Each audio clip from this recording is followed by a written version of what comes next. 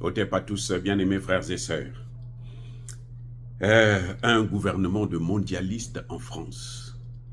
Ça, c'est une belle leçon de démocratie qu'on est en train de donner aux Africains. Africains, regardez bien. Botala. Botala bien. Regardez bien ce que c'est que la démocratie en France. Et Emmanuel Macron a le toupet. Je ne sais pas, il se drogue tellement que, bon, il peut venir raconter n'importe quoi, il veut venir nous donner des leçons. Un premier ministre issu du dernier parti concernant les dernières élections. C'est-à-dire que le parti qu'on a, que les Français eux-mêmes ont écrasé, la population a écrasé, on a rejeté, on a vomi. On prend un premier ministre comme ça, on met à la tête de l'État. Celui que les Français ont refusé là, c'est celui qu'on nomme premier ministre. Alors que la Constitution est claire, le premier ministre est issu du parti majoritaire. Même si vous n'avez pas la majorité absolue, le premier ministre va venir de ce parti-là. Il y a eu un compromis entre Marine Le Pen et Macron. Ils sont soi-disant opposés. Marine Le Pen a soutenu Macron pour que Macron puisse violer la Constitution.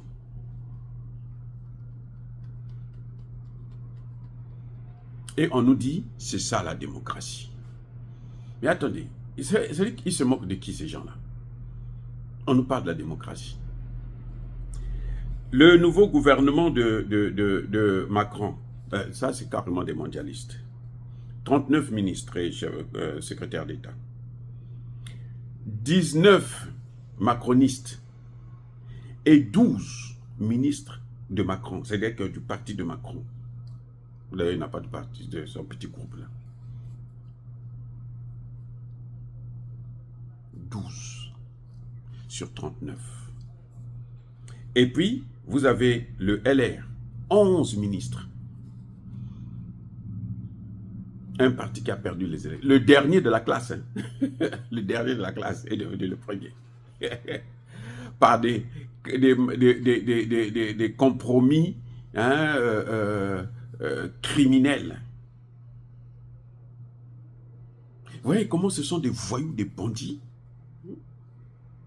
Et il y a 13 ministres qui n'ont pratiquement pas de parti. Ils n'ont pas de parti. On ne sait pas si c'est...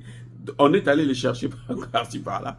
Comme ça, bon, ben, écoutez, c'est la société civile, quoi. On peut appeler la société civile. 13 sur les 39. Bah, alors, dites-moi, c'est quoi c'est ça comme démocratie? La démocratie, c'est quoi?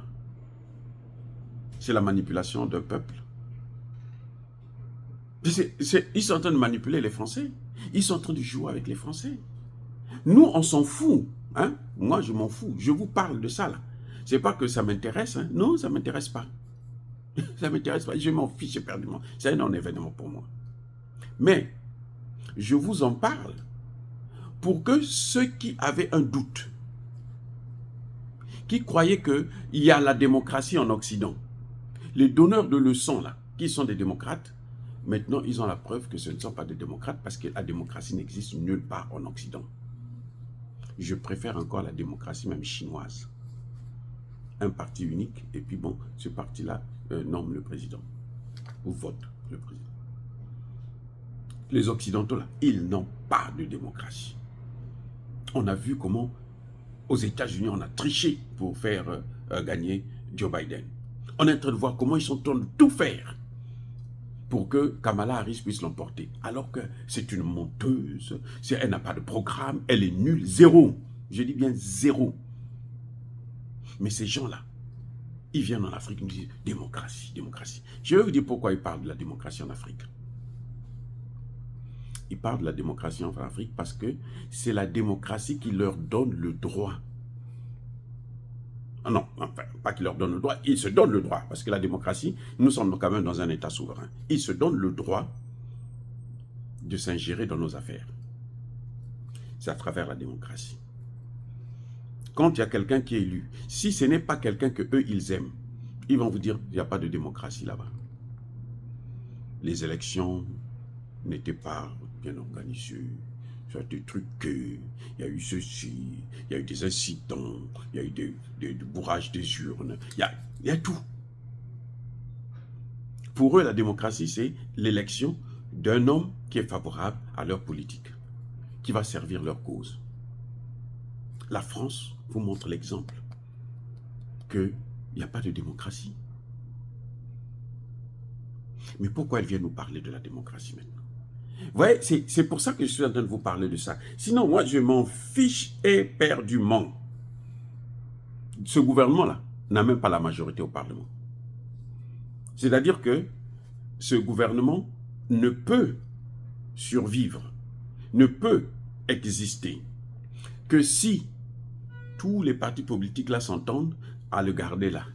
Vous voyez, ils disent que bon, ben écoutez, pour nos intérêts, on va garder ce gouvernement. Pas pour les intérêts du peuple. Pas pour la démocratie, non. La démocratie a été violée à partir du moment où Macron a nommé un premier ministre issu de la plus grande minorité qui soit. Là déjà, c'était parti déjà. Maintenant, ce premier ministre vient, il nomme aussi un gouvernement, eh ben, parmi ceux qui ont échoué. Ils ont échoué aux élections. C'est ça la vérité. Ils ont échoué aux élections. Ouais, ils n'ont même pas le tiers de députés qui les soutiennent. C'est pour vous dire. C'est-à-dire que ce gouvernement, ce n'est pas un gouvernement. Donc, en fait, Emmanuel Macron et ses amis, ses alliés occidentaux, ont décidé de faire de la France un modèle d'un pays dirigé par des mondialistes. Ah oui. Les grandes décisions de la France se prennent actuellement par Ursula, qui n'a jamais été élue. Elle n'a été élue par personne. Oui. Elle n'a jamais été élue. Le Parlement, vous allez me dire le Parlement là, que vous voyez là, le Parlement européen là, n'a aucune force juridique. Les décisions qu'il prend là, ça s'arrête à l'intérieur du Parlement. Mais c'est quand même elle qui dicte la politique. C'est elle qui a demandé à ce qu'on puisse virer tous les médias russes de la France et de l'Europe. C'est elle, cette dame. Quel pouvoir elle a? Aucun. Mais non, c'est elle qui gouverne la France. C'est pour ça que quand Emmanuel Macron va en Chine, Emmanuel Macron la prend, met dans ses valises et puis part avec.